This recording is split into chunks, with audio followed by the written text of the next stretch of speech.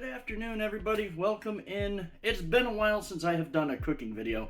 Today I'm finally getting a chance. Things are cooling down. You know, it's that time of the year, September, almost October now. And I need to meal prep for the week. So today we're going to be going over something I'm making for my meal preps for this upcoming week. Now, there are a few things that are the only thing, how do I want to put this? One of the only things more controversial than pineapple on pizza that'll set people into an argument is over what constitutes chili. I've had all kinds of chili. I've had chili verde with pork. I've had chili Colorado with beef, where it's just a sauce and meat. It's delicious. I've had chili with beans. I've had chili without beans. I've had chili with bell pepper. I've had chili with chili peppers. Chili is super versatile, but it'll also set people off as to what constitutes actual chili. Today, we're making chili, and we're making sweet potato chili. So take a chance on it. This stuff is really good. I started making this. I came up with this. I know that there's probably other recipes out there with sweet potatoes. I discovered it because I needed to make lunch prep, and I needed it to be healthy, and I needed it to hit certain macros and all that fun stuff that you do when you go to the gym a lot. So this hits all of the macros. Is amazing flavor. It's going to have chilies. It's going to have sweet potato. It's going to have chuck. We're going to go over the ingredients in a minute. The sweet with the spicy with the savory. It is absolutely amazing. So stick with me. We're going to show you the ingredients, and then we're going to get to cooking. I've already pre-chopped everything, so that way you don't have to sit here and watch my poor knife work. Anyways, see you on the other side. Let's take a look at the ingredients, and then let's get cooking. Alrighty, so we've got our ingredients here. We've already got everything pre-chopped. We'll start with our dry ingredients. We have about a teaspoon of salt, a half teaspoon of black pepper, a half teaspoon of oregano, a teaspoon and a half of basil, dried basil. We have a couple of tablespoons of cumin, a couple tablespoons of chili powder. We have two and a half teaspoons of basil. I said a teaspoon and a half, I meant 2.5. And we have a teaspoon and a half of smoked paprika. Guys, smoked paprika, it makes a difference. Use it, it's good. We have 6 cloves of garlic. We have 4 large sweet potatoes that we chopped up into, bite-sized cubes. We have 4 jalapenos and 2 Anaheim peppers. These are going to be the chilies that go in our chili. I will say I don't think these are going to be like the hottest jalapenos I've ever had, mainly because I wasn't coughing while I was chopping them up. Usually if they're really strong, if they've got a lot of capsicum, they got a lot of capsaicin in them, I will be coughing. We've got 1 large onion diced, and then for our meat, I have a chuck cross rib roast. This is about 3 pounds of chuck that I've cut up into about bite-sized cubes. And I say bite-sized because they're, about yay big. They'll probably going to shrink. This had some really nice marbling, is why I got it. You can use whatever you want. I thought about tri-tip. I thought about possibly brisket. Brisket's really expensive right now. I wasn't going to use hamburger because I want good meat in this. You can use hamburger if you so choose. We got Worcestershire sauce. We're going to use about a 1/4 cup of that. We have diced fire roasted tomatoes. I did not have the time nor the desire to dice or to fire roast my own tomatoes, so we're using a can. And we have San Marzano crushed tomatoes that we're going to be using, and also a container of Kettle and Fire bone broth, beef bone broth. No, I'm not sponsored by these guys, but I do like their bone broth. This is going to give us some extra protein in the chili, because this is all about a meal that's going to be packed with protein, that is a great healthy lunch, that gives us plenty of nutrition, and tastes really good. So now that we've laid all that out, we're going to get everything set up, we're going to start cooking, and I'll show you guys how we put all of this together. Okay, before we even get cooking this, and I've got this set off to the side here, we've got our meat. We are going to take, and we're going to give this some fresh pepper. I want to season the meat a little bit. Like, season your meat. Like, don't just, throw it in the oil and cook it. Season it up a bit. We got some salt and pepper in there. We're going to toss it up. Going to season it a little bit more. It's not going to be perfectly seasoned. It will take on the flavor as it cooks, obviously, so we're not super worried about it. And then the next thing, and I got to step away from it because I forgot to even grab this stuff. but we'll grab it here in a minute. We're gonna grab a small pan for this. And I need one more thing. Okay, so we got this small pan here. We got some all-purpose flour. We're just gonna pour some flour in here. This is gonna be something. This gives us something to dredge our meat in. We want to give the meat a coating of flour before we brown it. This is going to not only help get a nice brown crust on the meat a little bit, but it's also going to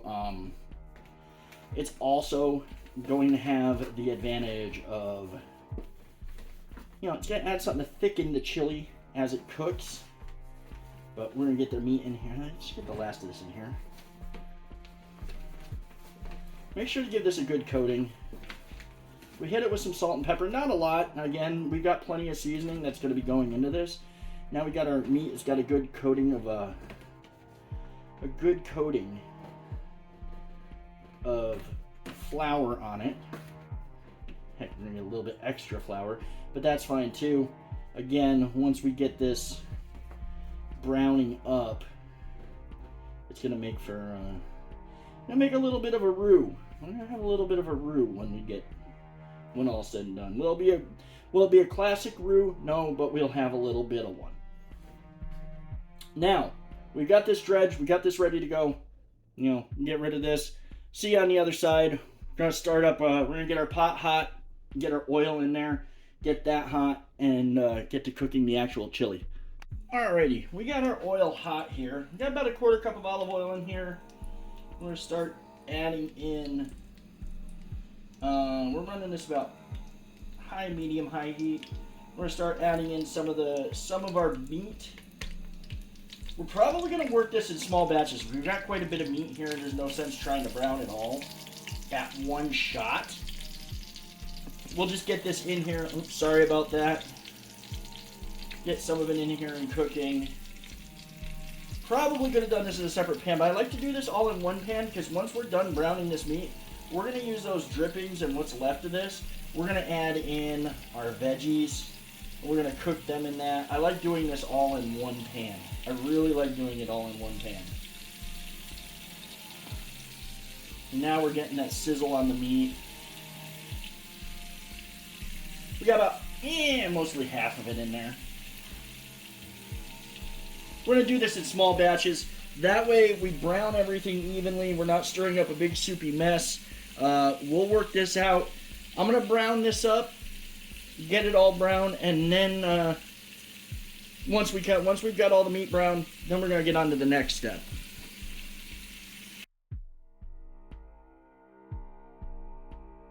Alrighty, so our meat is browned. We got a little bit of scraping to do on the bottom here.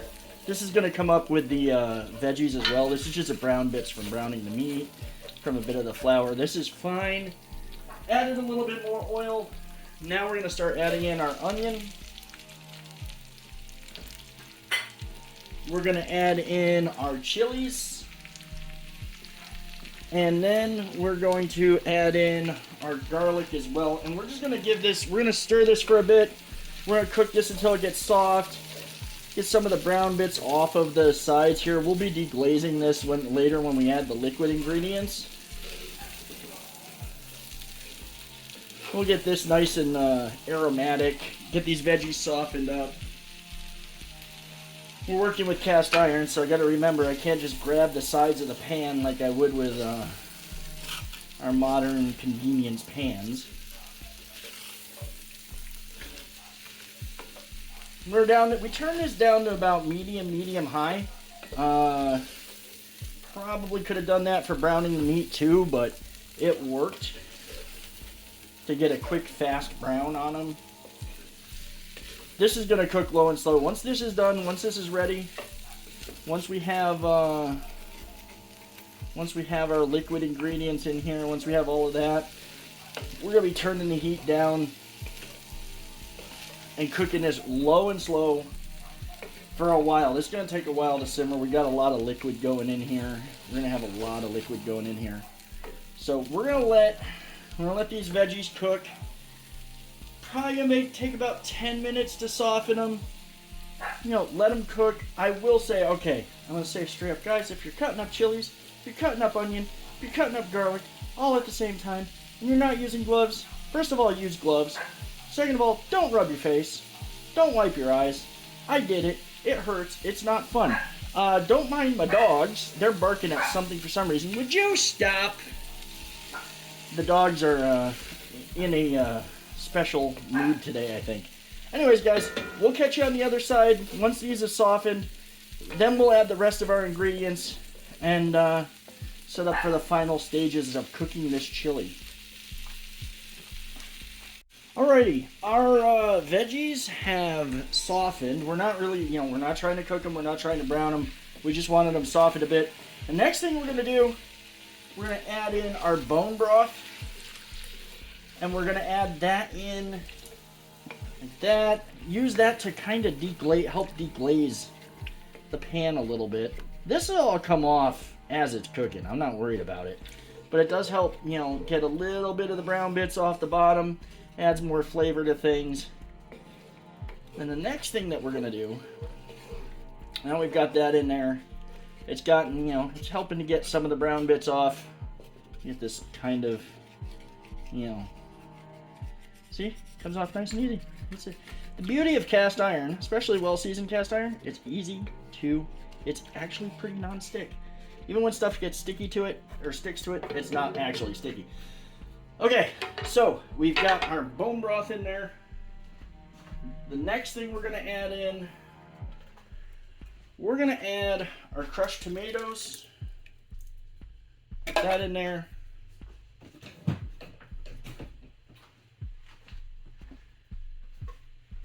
And we are going to add our fire roasted tomatoes. That is going to be it. Forgot. Hold on.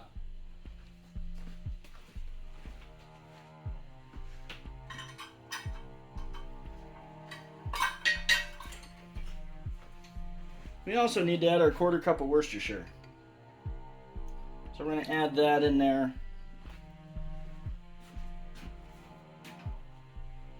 And then we're going to give it all a stir.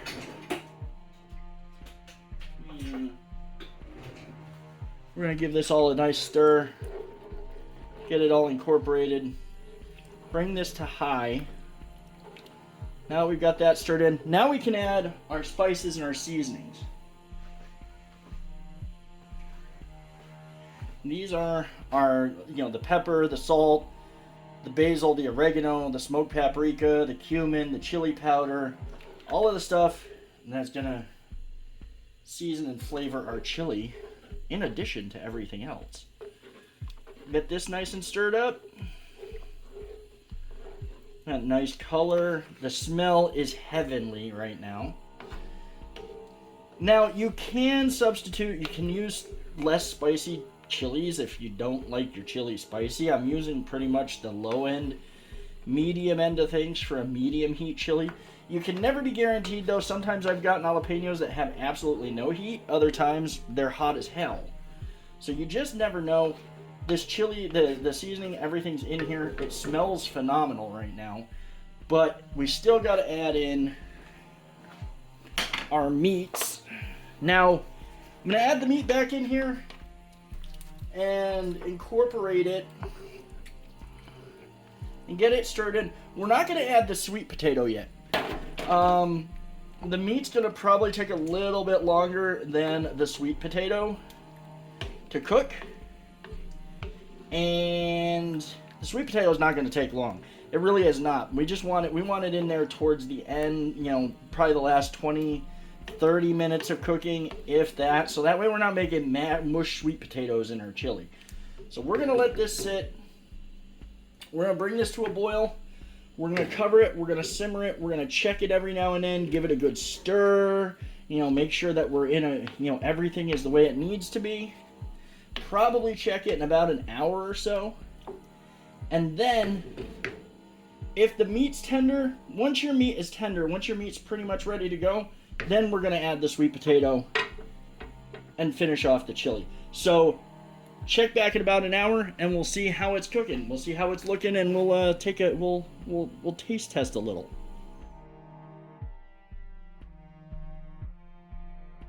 Alrighty, so it's been about an hour. The meat is nice and tender. The chili's got great flavor. This is the last thing that we need to do right now. We're gonna add in all of our diced sweet potato and stir this up. We're gonna let it cook for probably about another half an hour. Checking when the sweet potatoes are ready when they're cooked. This is going to flavor the chili more. Again, we're going to get that sweet and savory combo along with the spicy from the chilies. And now, we're just going to let this cook.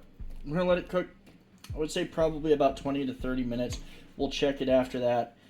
Give it another stir, give it another taste, and see how it turned out. I can tell you right now, I sampled the meat, I sampled some of the sauce. It's delicious.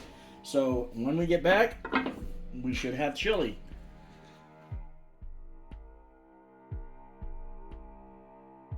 Alrighty, so it has been half hour, 45 minutes. The sweet potatoes are ready. The chili is done. We're going to take and have a little taste test here.